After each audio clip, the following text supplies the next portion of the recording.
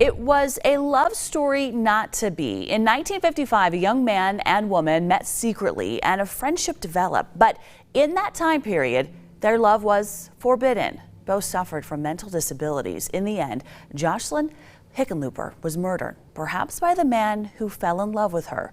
For every crime, there's a story, and the truth matters. Here's ABC4's Marcos Ortiz with tonight's Justice Files.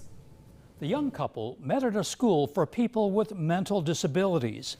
Brent Murphy had spent nearly half his life there. Jocelyn Hickenlooper was only there for about 2 years when the Cupid struck. Get every available officer out here now. We need to shut this down.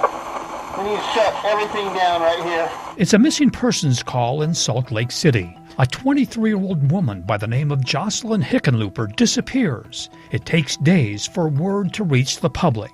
According to the news accounts from 1955, Hickenlooper is seen walking with two strangers from her home on Denver Street in Salt Lake City. Her mother, Lottie Hickenlooper, tells reporters she's distraught. "I can't stand it. I'm sure Joe has met with foul play." It's a moment never forgotten by her family, even today. She was just mildly handicapped. She was always a real proper person. She liked to not leave the house unless she was, dressed up, probably typical of the era she grew up in.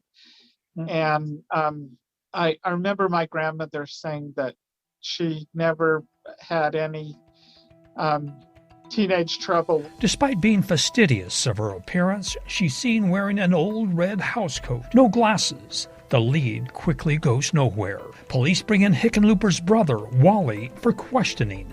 He couldn't comprehend that he was being accused of his sister's murder.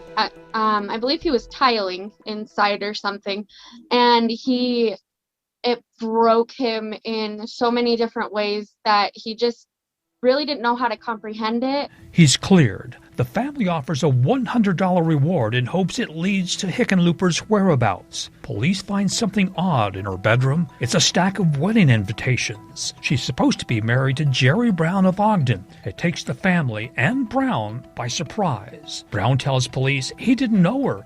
As for marrying her, it's preposterous and provides an alibi for the day she goes missing. I don't know if it was a teenage fantasy or what. I was really surprised, and in my mind, I just decided maybe that was something that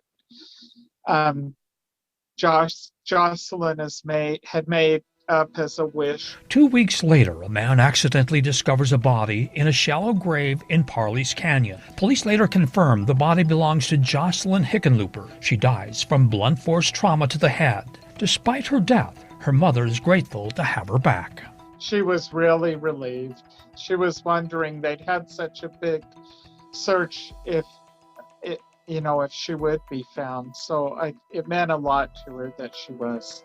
But 1955 ends without a suspect. 1956 also comes and goes. It appears the killer gets away with Hickenlooper's murder. In 1957, Brent Murphy confesses to molesting a 4-year-old girl in Salt Lake City. But during the same interrogation, he also confesses to murdering Hickenlooper.